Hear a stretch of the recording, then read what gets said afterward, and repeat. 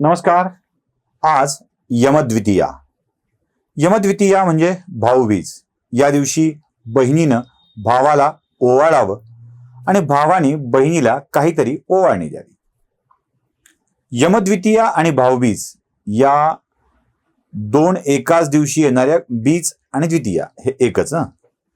या दिवशी यमद्वितीयेलाच भाऊबीज का हे लक्षात घेतलं पाहिजे. म्हणजे तुम्हाला लक्षात येऊन जाईल मला काय सांगायचंय ते. भाऊबीज हा दिवस बहिणीचा आणि भावाच्या नात्याचा महत्वाचा दिवस. बघा, आपल्याकडं स्त्री पुरुषांच्या नात्यावरती असे अनेक दिवस आहेत. वेगवेगळ्या प्रांतामध्ये वेगवेगळे दिवस आहेत. म्हणजे कुठे करवा चौथ असते, इथे स्त्री आणि पुरुष पती पत्नीच्या नात्याचा साजरा करणारा हा दिवस आहे. संपूर्ण भारतभरामध्ये बहीण भावाच्या नात्याचा रक्षाबंधन हा एक दिवस साजरा होतो.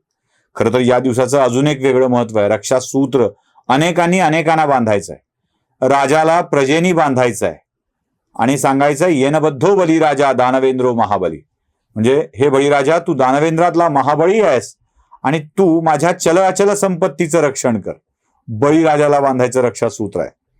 म्हणजे ते बळीराजा तुझी रक्षा हो म्हणून नाही, तू माझी रक्षा कर बाबा म्हणून ते बांधायचं.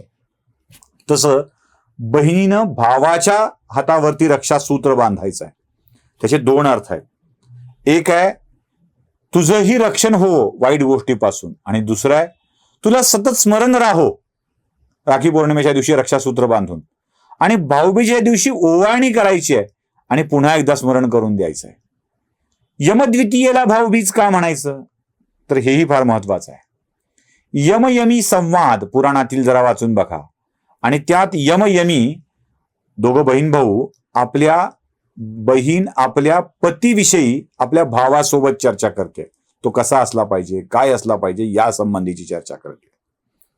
बघा, जिथे आपण स्त्रियांना स्वातंत्र्य नाही असं म्हणतो, तिथे यमयमी हे दोघे आपल्या विवाहाच्या विषयी मोकळेपणाने चर्चा करत असतात.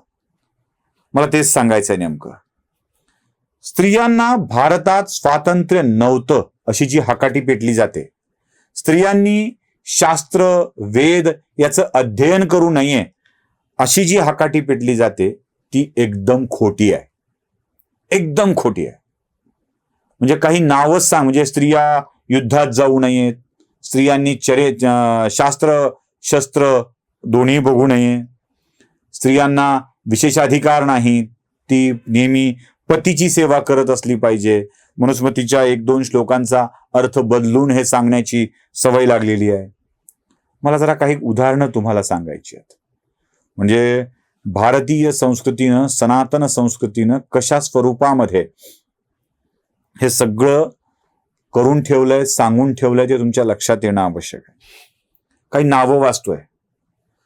विदुषींची नावं आहेत: गार्गी, भारती मंडन मिश्र, अरुंधती, मैत्री, घोषा, अपाला, सूर्य सावित्री, कैकई, जांबुवंती. म्हणजे या सगळ्या पुराणातील विदुषी आहेत ज्यांची नावं मी घेतली.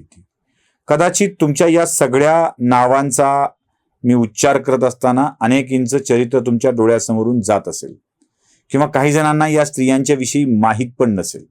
कोण आहेत ह्या, काय होत्या या, थोडक्यात सांगतोय. जरा पुढे जाऊया, इतिहासात येऊया पुराणातून. म्हणजे कोणी म्हणेल की 1-2 उदाहरणं असतात. 1-2 उदाहरणं माहीत असलेली सांगत नाहीये, जी पुढे ठळकपणे आली ती सांगतोय. अपवादांना नियम नसतो असं म्हणणारे सुद्धा अनेक असतील, पण सगळेच नियम सांगायचे नसतात. अपवाद ठळकपणे समोर येतात. ते अपवाद नाही आहेत, ते प्रतिनिधी आहेत. जे शीतावरून भाताची परीक्षा करतात. एक शीत तपासलं की भात शिजलाय की नाही कळतं, तसे हे उदाहरण आहेत. हे मासलाय, हे अपवाद नाही आहेत, हे लक्षात घ्या. मी घेतलेली नावं अपवाद नाही आहेत, ती शीत आहेत. भात कसा होता हे सांगणारी. अजून काही नावं सांगतोय.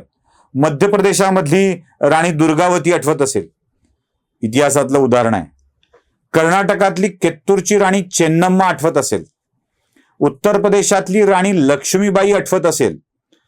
तेलंगणातल्या काकतीय साम्राज्याची राणी रुद्रमंबा आठवत असेल. रुद्रमंबा देवी म्हणतात तिला.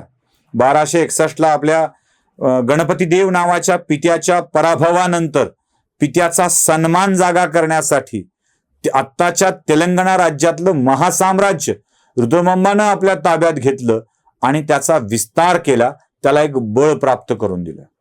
आपल्या पतीच्या निधनानंतर ब्रिटिशाशी लढता लढता राणी लक्ष्मीबाईंनं आपलं साम्राज्य सांभाळलं. मेरी झाशी नाही दूंगी असं सांगितलं आणि ब्रिटिशांशी लढत लढत तिला वीरगती प्राप्त झाली. कित्तूरच्या राणी चेन्नम्माचा असाच पराक्रमाचा इतिहास आहे. तर मध्य प्रदेशातल्या राणी दुर्गावतीने देखील आपल्या तलवारीचं पाणी आपल्या शत्रूला जोखून दिलेलं आहे. इतिहासामधली अशी अनेक पराक्रमाची दाखले आपल्या समोर आहेत. जरा पुराणात जाऊया, कारण त्यावेळेला स्त्रियांना सन्मानाचं स्थान नव्हतं असं बोललं जातं. तुम्हाला शंकराचार्यांच्या एका शाखेच्या नावाच्या पुढे भारती हे नाव लावलेलं दिसेल. म्हणजे विद्या नरसिंह भारती असं का लावलं जातं? भारती हे नाव एका स्त्रीचं आहे. ऋषीवर्य मंडन मिश्रांची पत्नी भारती, जी मंडन मिश्रांची पत्नी वेगवेगळ्या शास्त्रार्थामध्ये न्यायाधीशाचं काम करायची. म्हणजे दोन विद्वान तिथे शास्त्रार्थ करतायत आणि त्यात कोण जिंकलं आणि कोण हरलं याचा निवाडा भारती मंडन मिश्रांना करावं लागायचं. म्हणजे भारती मंडन मिश्रांचं शास्त्राविषयीचं ज्ञान खूप उत्तम होतं, याचा विसर पडू देऊन जमणार नाही. मैत्रेयी, गार्गी, घोषा, अपाला, सूर्य सावित्री या सगळ्याच स्त्रिया आपल्या ज्ञानांनी जगाला मंत्रमुग्ध करत होत्या. म्हणजे शास्त्राचं अध्ययन करण्याची, वेदाध्ययन करण्याची, वेदाध्यापन करण्याची परवानगी जुन्या काळात स्त्रियांना होती.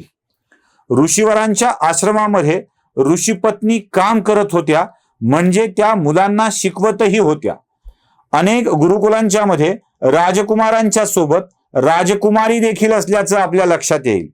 म्हणजे गुरुपत्नी गुरुच्या सोबत गुरुकुलामध्ये विद्यार्थ्यांना शिकवायचं काम करत होत्या.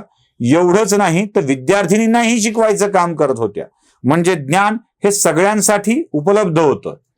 शास्त्र अध्ययन करण्याची परवानगी होती, तशी शस्त्राध्ययन करण्याचीही परवानगी होती. जांबुवंती, जी जांबुवंतांची कन्या होती, जिनं पुढे भगवान श्रीकृष्णाच्या सोबत लग्न केलं, जिला रामाच्या सोबत विवाह करायचा होता, पण एकवचनी एकपत्नी एक बातमी प्रभू रामाने सांगितलं की मी पुढच्या जन्मी तुझ्याशी विवाह करेन, आणि मग जांबुवंतीशी विवाह केला. समयंतक म्हणी, तुम्हाला ती कथा आठवत असेल. ती किती शूर होती हे तुम्हा सगळ्यांना चांगल्या पद्धतीनं ठाऊक आहे. अहो, कैकेयी राजा दशरथाच्या सोबत युद्धावर गेली होती. नरकासुराचा वध करण्यासाठी सत्यभामा आपल्या पतीसोबत युद्धभूमीवरती गेलेली होती. म्हणजे युद्धभूमीवर जाण्याची परवानगी देखील स्त्रियांना होती. अभिमन्यू आणि सुभद्रा या सुभद्रा हरणाच्या कथेमध्ये भगवान श्रीकृष्णाने सुभद्रेला एक सल्ला देऊन ठेवला होता, आणि तो सल्ला म्हणजे जेव्हा तू अभिमन्यूच्या रथावर चढशील तेव्हा अभिमन्यूचा रथ तू हाकायचा आहे. अर्जुनाचा रथ, माफ करा मी सारखं अभिमन्यू शब्द वापरतोय. अर्जुनाचा रथ तू हाकायचा आहे. अर्जुनाच्या रथाचं सारथ्य सुभद्रेनं केलं होतं. म्हणजे पहिल्यात बदल करून घ्या, मी अभिमन्यू चुकून म्हणालोय, त्याला माफी मागतो तुमची. त्यासाठी सुभद्रेच्या सोबत अभिमन्यू असं न म्हणता अभिमन्यू पुत्र आहे तिचा, अर्जुनाचं केलेलं होतं. तर हे समजून घेणं आवश्यक आहे. अर्जुनाच्या रथाला सुभद्रेनं हाकलं होतं हे विसरून चालणार नाही. म्हणजे सगळ्याच ज्ञानांना स्त्रियांना परवानगी होती, त्यात काही नव्हतं असं अजिबात नाहीये. बहिणीला बरोबरीचं स्थान दिलं जायचं, पत्नीला बरोबरीचं स्थान दिलं जायचं, आणि म्हणूनच पुरातन काळापासून स्त्रिया या पुरुषाच्या बरोबरीने वागत आलेल्या आहेत. यत्र नार्यस्तु पूजन्ते रमन्ते तत्र देवता. जिथे नारीची पूजा होते तिथेच देवाचा वास होतो, ही सांगणारी माझी संस्कृती स्त्रियांचा सन्मान करणारी आहे, हे आपण विसरून चालणार नाही. तुम्हीही याच परंपरेतील आहात, त्याच परंपरेचा पाईक आपण राहिलं पाहिजे. आवडलं असेल लाईक करा, शेअर करा, सबस्क्राईब करा. धन्यवाद.